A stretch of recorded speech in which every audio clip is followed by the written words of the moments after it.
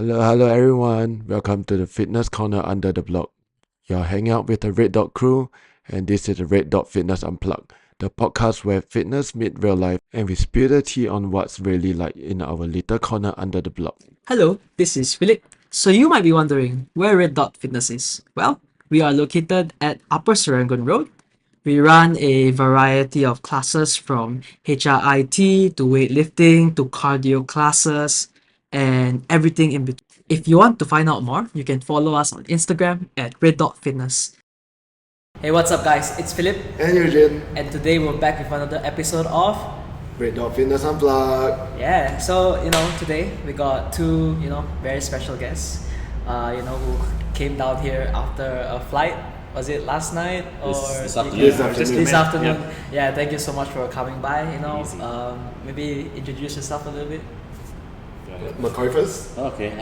McCoy Turner. I've been on seminar staff for 11 years. Live out in Bali. I have a small affiliate that I've had for 7 years now. Travel around the world at weekends teaching CrossFit Level 1, Level 2 seminars. Yep. My name's Danny Mellor. Similar sort of story. I've been on CrossFit Seminar staff for 15 years now, something like that. So I'm old, and I currently live in Bali, so not too far away from McCoy. I'm formerly based in Aussie, in Queensland, and I had an affiliate over there for nearly 7 years in the Sunshine Coast. Actually, I've got one question before Go we ahead, get brother. into it. So, Danny or Daniel? Because your Daniel Instagram is my Daniel. Sunday name, yeah. Oh. But it's Friday today. So when you you call me Sunday, Danny, call yeah, you you call me Daniel. Danny today, it's fine. So Danny, you're based in Bali now? I am based in Bali. Oh, now, okay. Yeah. For Are the you last guys couple of staying years. close? Are we Like staying close to each other? not too far? Not too far away. Okay. Not too far away. A motorbike ride away, Oh, mate. that's Bali life. Well, it's not that big an island. Yeah. Okay. But how's Bali compared to Australia? Like, There's less motorbikes in Australia. Look, where I'm from, it's not all that dissimilar anyway. Like in Australia, it's a touristy destination, a little surf town, so very seasonal. And where we are in Bali, sort of Canggu, it's the same sort of surfy town. There's just a hell of a lot more traffic and stuff, but it's great. Probably. Not a that distinct difference in lifestyle, to be honest. But I mean, we prefer the lifestyle in Bali, so that's why we're there. That's why we chose. but you guys get more like tourist athletes rather than like the locals? Or like how's the dynamic like in the gym? In the gym, I'll let McCoy do that. He has the gym, and I don't have a gym in Bali. Or I like only had the a gym gym that in you Australia. visit? Or the gym that you visit? Okay. So for the majority of the gyms there, they are very transient because there's just so many people coming through Bali. Right. So it's inevitable that you open a box, you're going to have lots of people passing through there. But some of them do have like a core expat community. What seems to be lacking for the most part is local Indonesians actually training, because unfortunately it's geared towards tourists. So the pricing kind of prices them out, and also culturally, exercise isn't a big thing. It's not like it may be here or in other parts of the world, but everybody, like in Australia, everybody works out. Everybody's running outside, surfing, doing all sorts of stuff. So it's not really done. And what I've observed in the last 7 years of being there is, over a period of time, they've got an influx of Western foods and lifestyle choices and things, and they scooter everywhere. Whereas maybe going back longer term, a lot of the jobs are more physical labour, so they'd be in the rice fields, they'd be doing these sort of manual labour jobs. Right. But now it's like there's sort of abundance of cafes and hotels and restaurants they can work in. They're going to scooter there, then everything's got sugar in it over there. They love having like the bubble teas and things. The yummy bakso. Sorry, go ahead. So yes, it's there's a bit of there's obviously people that do train and people that want to get active, but it's one, they're all working, they're all busy. Two, the scooters to get everywhere, and three, the cost if they do want to do it. It's hard to find a good standard gym, particularly like a CrossFit gym. To find one that's affordable is challenging. Right. I think I read something the other day that I think Indonesia, and particularly Bali, has the least amount of like passive activity, like walking, of any country. Like literally, if you're going like 100 meters down the street, you'll jump on your motorbike and go there. But I mean, that's not discounting all the physical labor, all the building sites where people are like literally ripping into it, manual labor for 12 hours a day. So yeah, so just curious, right? Maybe this more so on the business side of stuff.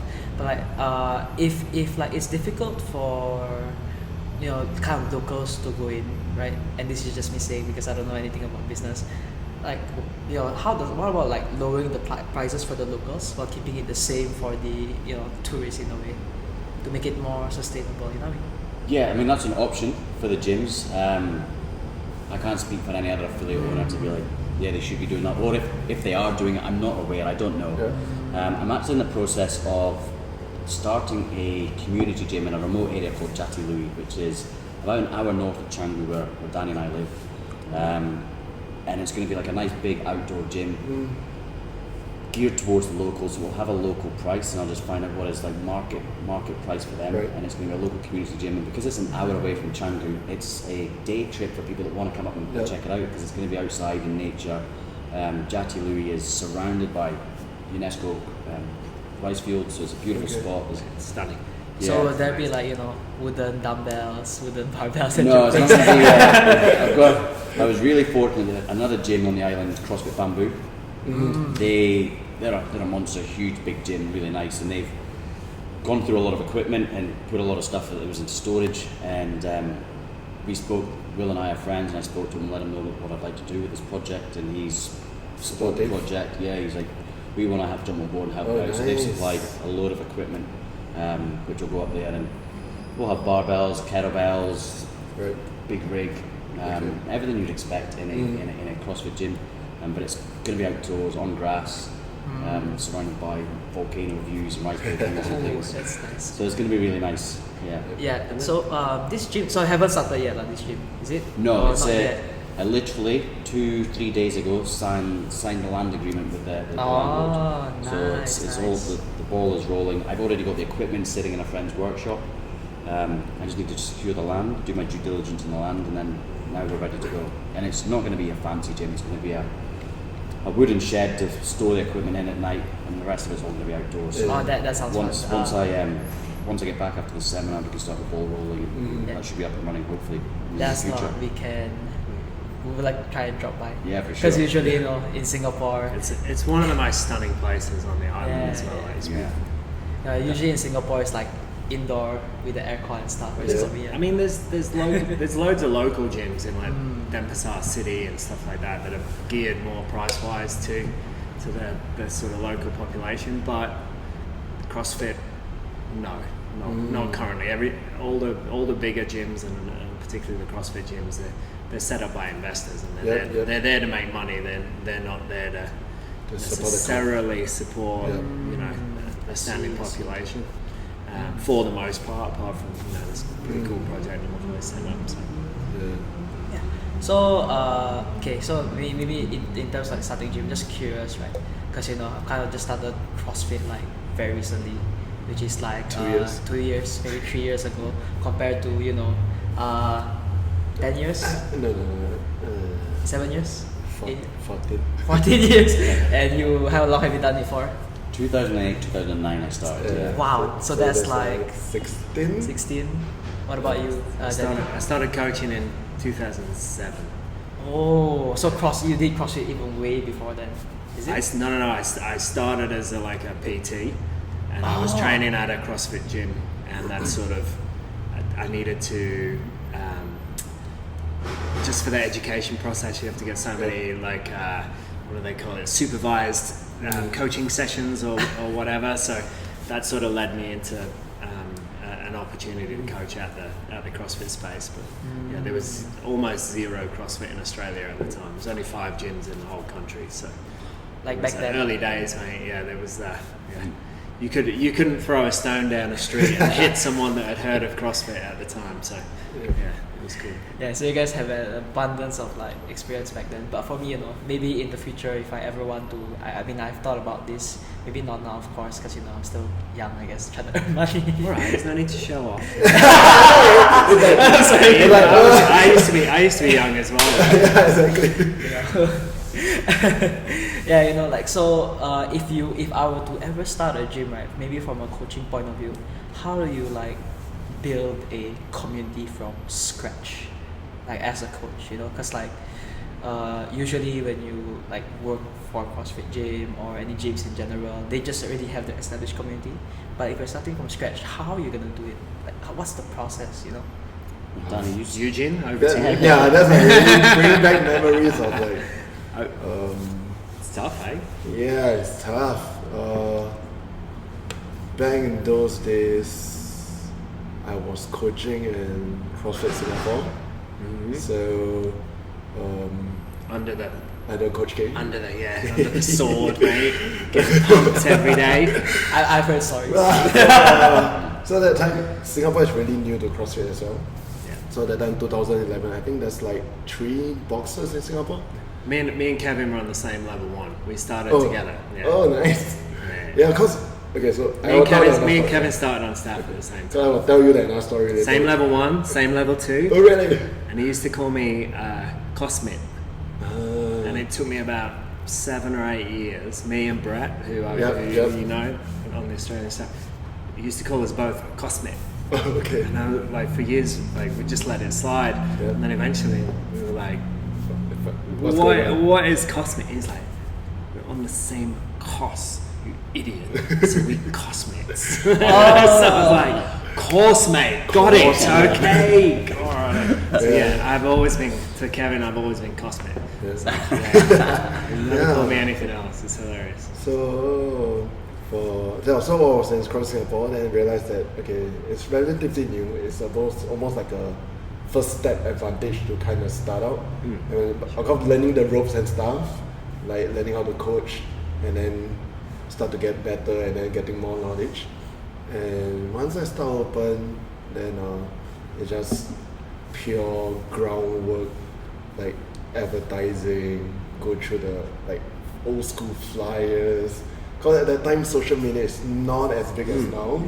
It's almost like pretty much just getting out of like yellow pages. Did you have a blog? Did you have a blog page? I do not have a blog at that time. It's like pure website and kind of old school style, giving out flyers from like houses to houses and trying to spread the word of CrossFitters about it. That was pretty much the same, Phil, to be honest, mate.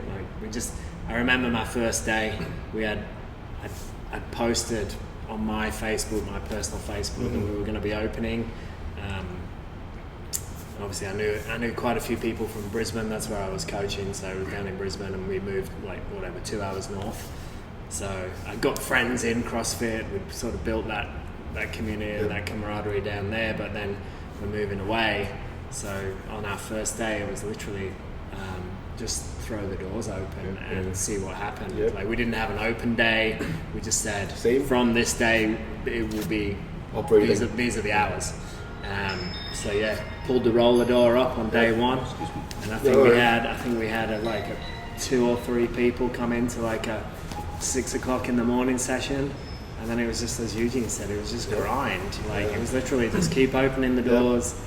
Keep speaking to people in the community. Every time you go out for a coffee, that's an opportunity to have a chat to someone and try and be like, hey, well, you know. Have you done And also, no one knew what CrossFit was at the time, right? So it wasn't just like open a CrossFit gym and then having a chat. People are like, oh yeah, my friend, auntie, uncle, whatever does CrossFit. It was like, no, you had to explain, you had to go through the lecture material. You go through like, what is CrossFit? And you're like, all right, okay, well sit down, let me tell you, pull yourself up a chair. And like it was hard, man, and it was slow.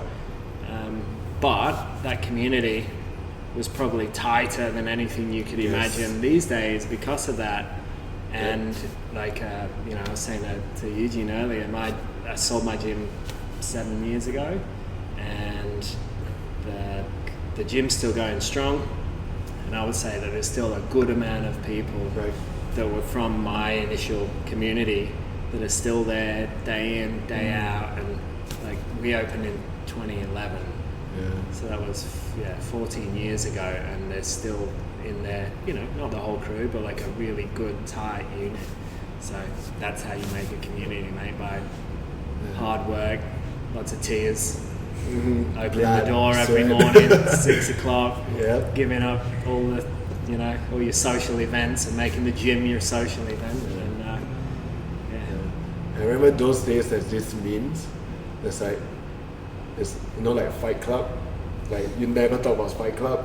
Then rule number 2 is like look at rule number 1, but in terms of CrossFit way, it's like always talk about CrossFit. Look at rule number 1. Always talk about CrossFit.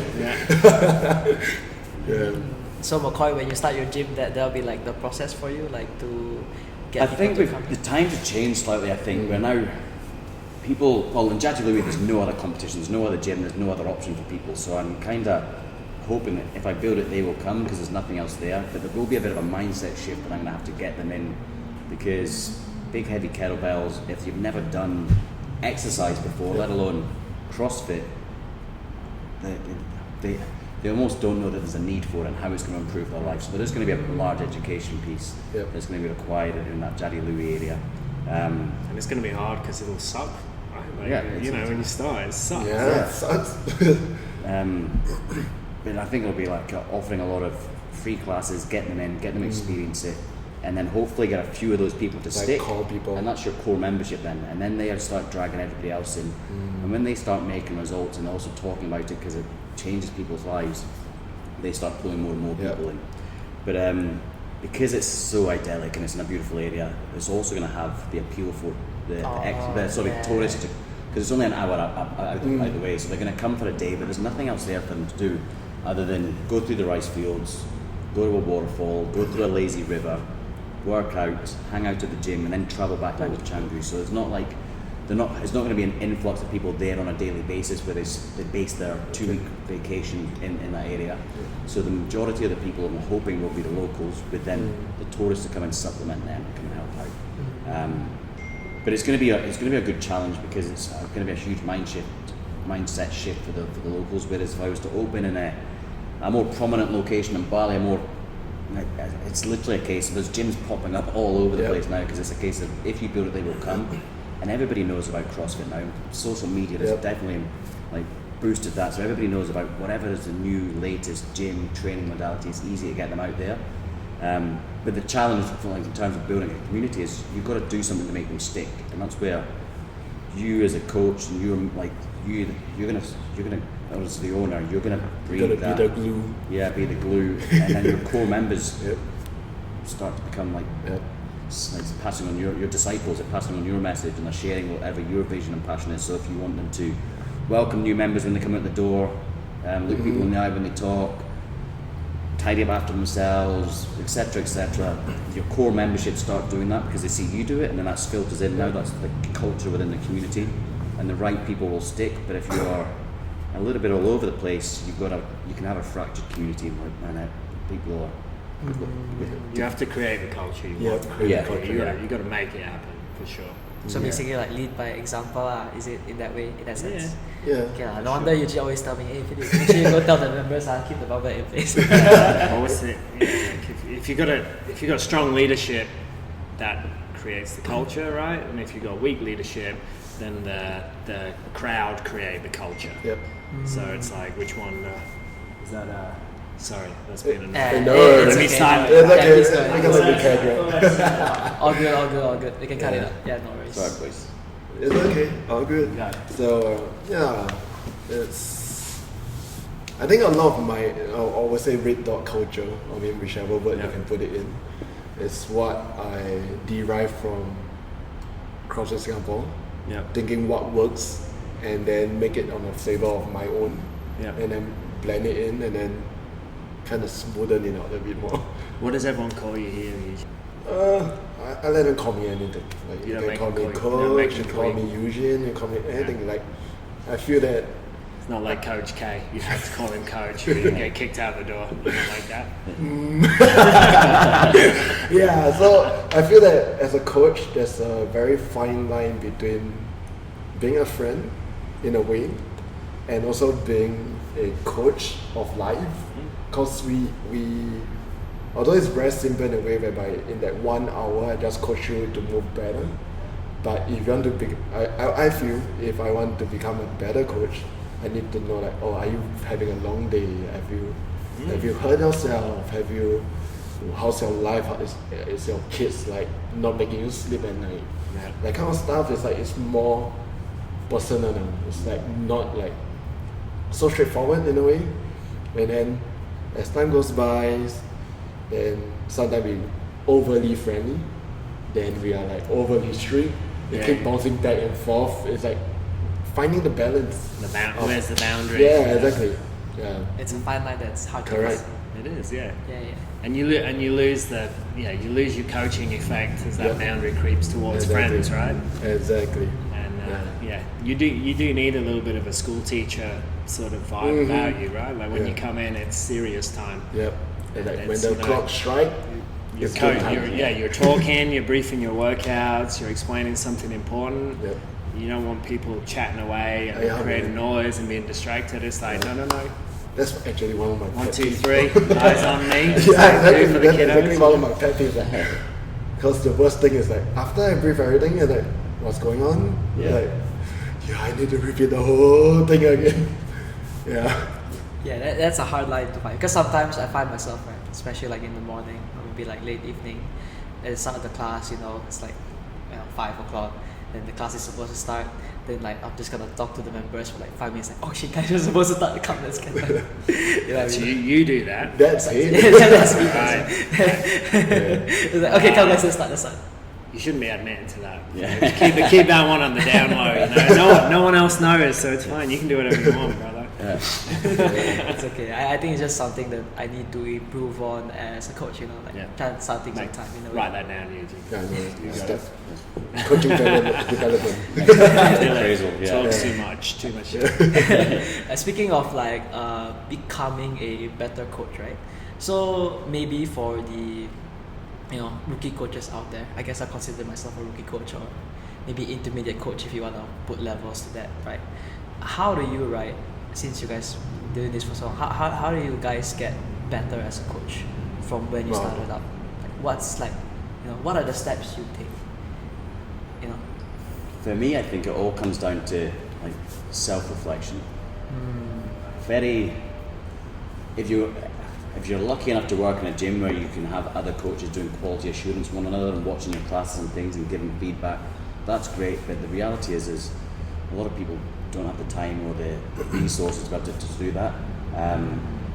So that self-reflection becomes critical. So it's like, okay, I'm going to go into my class, and after I've finished, I'm sure you'll be aware, when you teach your first class and then you do your second one straight after, do you feel like your second class is better?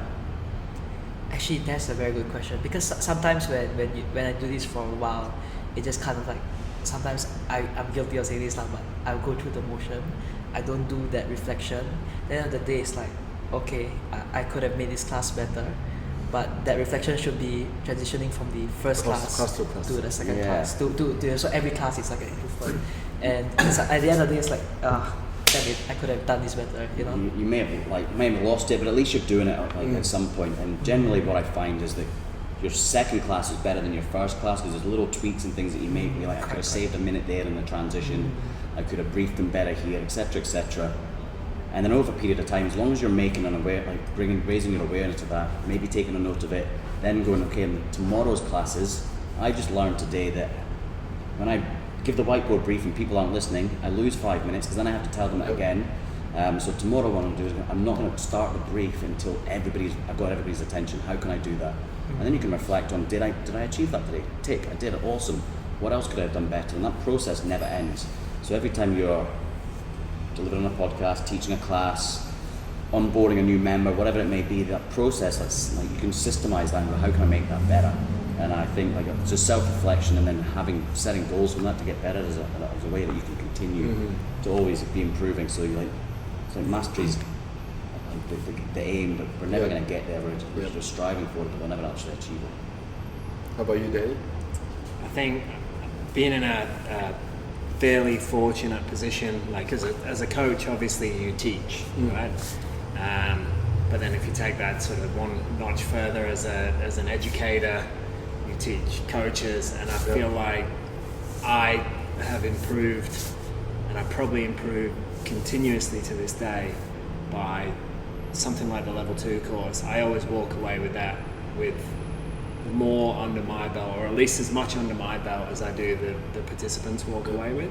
I feel like that sort of idea of teaching to learn has really sort of helped me over the years. I feel like every time I explain something in a new way or in a different way, again, that sort of self-evaluation moment, by forcing coaches to evaluate themselves, or by me giving them feedback on their own evaluation or their own performance, I walk away with a little bit of a sort of, I guess, an addendum in my mind where I'm like, oh yeah, that's important for me to tune into as well. I need to make sure that I'm doing the things that I'm talking about, like setting the example for want of a better phrase. Like I'll after this weekend seminar, when I'm coaching again, I'll be better off for having spent time helping other people get better at doing the thing that we're all trying to get better at. So, I mean, ways that you can do that in your own environment, like if you're doing like coaching development on a regular basis, because you're not necessarily going to give Eugene like, a hard time on drills and making it like developing drills to make him a better coach. But what you can do as like little challenges is have a little moment where you take the floor and you teach the group about something that you know about, whether that's in the gym or whether that's something out of the gym. And so essentially you have to step up to the mark and deliver. And that's it's just skills and drills and developing and working with what we already have, right? Yeah, for me I think the first thing why I got better as a coach is I'm obsessed of moving, like movements, like make sure it should be as textbook as possible. And then once that obsessed start like getting into me, it's like, okay, because we meet so many people in our life, not everyone are like great movers to start with. So what's the alternative that we can think out of the box? So that's where the type of skilling could be sitting on the ball, it could be wall therapy, like squat therapy, so many things to like restriction to make that person move better. And then all these things of practices and self-reflection start adding in, and it's a full circle whereby I keep constantly moving. Yeah. Because I just feel that in terms of movements, every day there's something new in terms of skilling, the way how people teach. Might work for you, might not work for you, but at least you know that it exists, and if you need it, you use it. Yeah. I think the good coaches are obsessed and super curious as well, right? And the coaches that we see that turn up to these courses that arguably aren't great coaches, whatever that means, however you define that or whatever metrics you use for that, they stopped learning a long time ago, and they use the idea that okay, I'm 10 years in, and therefore because of my 10 years tenure, I'm a good coach. And that's the attitude they turn up with, as opposed to I've spent 10 years grinding, being obsessed and evaluating and trying to, and being frustrated, being pissed off that you couldn't figure something out, being like, God damn it, why didn't that work? Why couldn't I get that person to move better? How can I do it next time? And that's the person that rocks up 10 years later and they're just another level. That's the person you want, right? That's your good coach.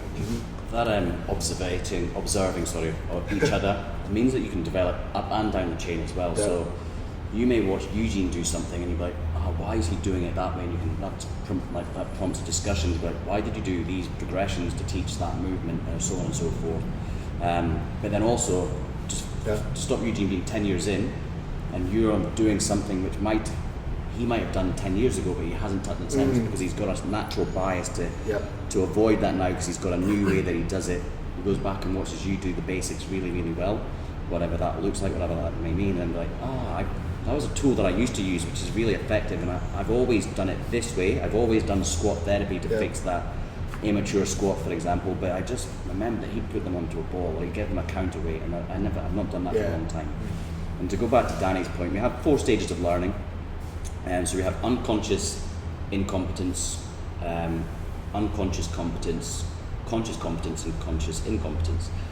I got the order wrong, but never mind. So basically, when you start as a coach and you go on the shop floor, they may be like, I've got imposter syndrome, I don't think I can do this. I'm consciously aware that I'm incompetent as a coach right now. Then the next level is, okay, what do I need to do to get better? And I assume I've got like ability to then become a consciously competent coach. But if you stay as a consciously competent coach and you do the same thing for 10 years, you then become unconsciously incompetent because you don't know what you don't know anymore, and you feel like you're an expert, you feel like you're delivering the best job in the world, but you're not reflecting anymore. You're just going, I'm good because I've my 10 years experience. And it's like, but you're not evaluating yourself and looking at it or willing to learn with an open mind. There could be other ways to do this. So it's like trying to remember that you're always obsessed, trying to grow, looking for new ways, trying things that work, going back to basics, really refining them. And that's essentially why Danny's saying that every level 2 we feel like we're getting a little better, and our next delivery will be better upon that, because there's always that constant self-reflection. I always come away with a new cue from one of the participants, like, that's a cool cue, I've never used that before, I never thought of describing it that way. And also because we're trying to teach them these skills and drills, which are essentially our bread and butter and the basics, but then deliver them to a high level. It's like from a level 1 coach to a level 4 coach, you're not doing things differently, you're just doing it to a higher degree. And that only comes with just rinsing and repeating and practicing and going, okay, where are my blind spots? What am I incompetent at, and how do I become consciously competent at that? Until then I do it with my eyes closed. But then when I'm doing it with my eyes closed, there's probably some mistakes and errors I'm picking up, so I need to really dig in and find those blind spots so that I can stay at the tip of the spear with that delivery. Yep. That's the thing about yeah. Just don't mess it up. That's basically the answer there. Yeah. Then okay, I guess as coaches we all have coached athlete before, right? So maybe like from a head coach perspective, right? How do you coach other coaches in a way of like how to make them coach better? Because we've had some interns recently, right, a while back, and I've always found it difficult. Like, I can coach athletes, but now how do I coach this coach to coach athletes? You know what I mean? So like, you just have to have a framework, right? Like, you can't make someone better at something unless you understand the process itself. So if you understand coaching to whatever level that is that you're at right now, or if Eugene has this other higher access to more information just from his experience and background, you've got to be able to put it into words and come up with some kind of schema for like when this is successful or when this is done in a certain way, then that's going to relate to a successful coaching. When it's not done, then that's poor coaching. And so that might, in the early stages or in the more crude stages, that might just be like ticking a box, like a check box. When these things are done well, that results in a positive coaching or a more positive coaching experience for someone. And so then that's really easy to make an assess on. It's like, did you do it or did you not do it? And if it's done, it's done. And if it's not done, it's not done. And it's like, cool, well then here's an area that we can very easily refine. And when you use this particular tactic, or when you use people's names or make eye contact, or you check back in after making a correction, or whatever that thing is, if it's done, it's better, and if it's not done, it's not better. And that simple framework obviously is going to be, as we said, simple. And then as the coach advances and they reach a newer level, then that framework is going to be more refined and it's going to be more accurate, and then it's going to be refined, and it's the tip of the spear again, right? Like, as someone becomes a better athlete, the coaching cues have to be more nuanced, and they're harder to see and they're harder to fix. Because often coaches, those things are athletes rather, their movements are ingrained, so it's more difficult for them to get to change their motor patterns. Coaches are the same.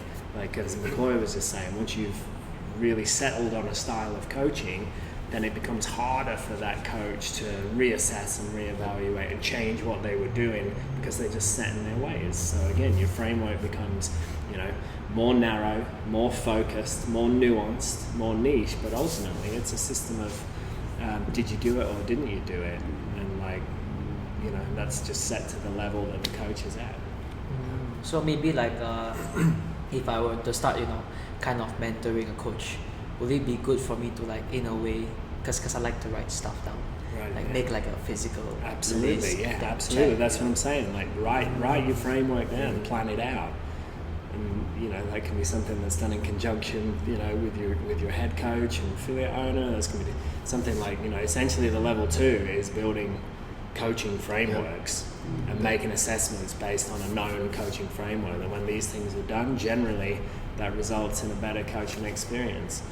And then if you're teaching your first level 2 as a CrossFit Seminar staff member, then your understanding of that framework is going to be down here, even though you're giving feedback to coaches. And then when you've done 100 and more, then your experience and your understanding of that material is going to be here. It's going to be at the tip of the pyramid. But ultimately, the framework is very, very similar. You know what I mean? So yeah, write it down, and as you get better with it, you'll understand it more, and you'll refine it more, and it'll be more nuanced. Yeah, that's what I'm trying to. I find that for them, because the coaches L1, L2, and I feel that L2 is even clearer of the participants of how their coaching style hasn't been revealing themselves.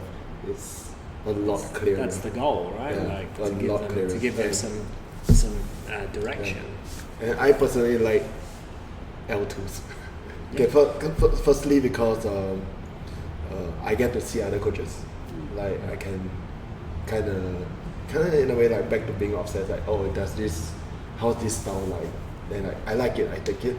Yeah. I don't like it. Let's say I saw something I don't like it, I will not do it. But how can I make it better? So like, how can I? There's something in everything. Yeah, right? Like exactly. People use things for a reason, Yeah. and even if maybe they implement it Yeah. in a way that you wouldn't, or maybe they implement it poorly, Yeah. it doesn't mean it's bad. It just means that it was done poorly, Yeah. and you're like, okay, well, cool. What can I lift from that? Maybe I'll take the idea, the framework, and I'll try and map it over to my style or my understanding of the movement, the progression, or whatever the thing is. Then this really bring me back to 2014 where Danny was my L2. So I was the only Asian in Brisbane. CrossFit Rock, so like, okay. You'd still be the only Asian. Yeah, I know, right? I'm just kidding.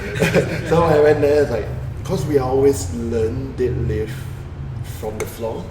Yeah. And there's this participant, which I can't remember who or she is. He started teaching from the top. So it's like, whoa, okay. It's a bit unorthodox, but it works. Yeah. So I've been using that, like, depending on what kind of athlete I have. Yeah, well, that's it. It doesn't have to be for everyone Yeah, either, correct. right? Like So- you can start with some people Exactly. and then different. Yeah. That's So the benefit of watching other coaches is Yeah. you find new ways and then you try and adopt it to yourself, because if you've only got one pattern then you always have to teach it from the floor up, and then you have the athlete who doesn't respond to teaching it, learning Yeah. from the floor up, you're stuck. Yep. But if you have that white belt mentality of I can learn from every Yeah. experience I have when I'm watching other coaches, it doesn't even need to be coaches, it can be, we checked into our hotel earlier and their staff were really friendly, looked us in the eye, remembered our names, Yes. saw my passport, my birthday coming up, so as I'm getting the Oh, really? elevator, they came out and Chased said, it to the lift. chased Where's- the to the where's lift and my said, hey, I'm just giving you a happy birthday for when it comes up. Oh, and I'm like, yeah, that's wow, crazy. that presence and attitude makes me feel really seen and valued. Okay. How can I implement that into the coaching environment, into the gym? Maybe when I go back, I should look at everybody's date of birth and put them into a spreadsheet so I've got everybody's birthday, so I'm making sure they all get birthday cards. So we can always be learning, we can always be stealing information that we can implement, or you may see somebody do something terribly wrong and you'll be like, I can see that this is not a good delivery of that thing, so that's now a lesson for me to make sure that's do why it, I yeah. avoid doing it that Yeah. way. So yeah, you can always be learning. And it's something that reminded me from CrossFit Rocks, Yeah. Eugene. There's always an exception to every conversation, right? And every statement. And when I said earlier, and McCoy just said, like take something, even though it's poorly implemented, maybe you can draw something from it. I had once a participant teaching a deadlift, and he was saying like starting from the top instead of starting from the bottom. Yeah. They were like, I was like, what are you going to teach? And they were like, I'm going to teach the deadlift. Okay. And I was like, okay, cool, go ahead. And he got everyone to go ahead and grab the dowel, set their feet, and then bring the bar up underneath their chin to like a pressing position, Like a clean, like a rack position? like a rack position for a press, Okay. and I was like, this looks ridiculous. I'm gonna see what happens. So I'm like, instead of just stopping it, I was like, I wonder what's gonna go on here. And he got people, and he started cueing them into better rack positions. I'm like, this is so wild, I can't even stop. I have to watch this thing unfolding. I'm like, this is the. So he gets everyone to press up, gets everyone to drive up against the bar, etc. Okay. I'm like, I think I'm gonna have to step in now. Like this is got too far. And he's like, right now I want everyone to just swing the bar down towards their shins, and that's the deadlift setup. And I was like, that's it. I can't let this go any further. And the worst thing was, there was about 3 or 4 people in the group who were like, I really like that. That's really good. And I was like, that's not really good. That's the worst. I was like, that's the worst thing I've ever seen. Please, nobody take that ever. Please don't take that. So there's always an exception to the rule, mate. People are always going to surprise you. That's true. Just slam that thing down at full speed against your shins and get ready. I know it was a downer, But that brings back memory because I remember during that time coach prep was, I think it was day 2. Yeah. Was like a clean and jerk 1MX or like a snatch 1MX. We've changed it so many times. And then We back used to have a bit of leeway on what we would program on those days. Because I remember I have a bit kind of different kind of lifting styles back then. So I'm more towards the Chinese weightlifting style, and which is hips is a bit lower, lesser posterior chain kind of thing. And That's because you were the only Asian in Brisbane. yeah, so Trying to show off. no. I remember like other seminar staff trying to correct me, trying to force me into the weight on heels, but slightly higher, more posterior chain engage. I remember Danny was like, whoa, let's watch him what he's doing. He's like, and I really appreciate that time. Like Danny was like, okay, let him do his thing, and let's see whether is it violating any like maybe biomechanics. I don't know what's going through your mind. Well, just what's the outcome, right? Yeah. Like, what is it?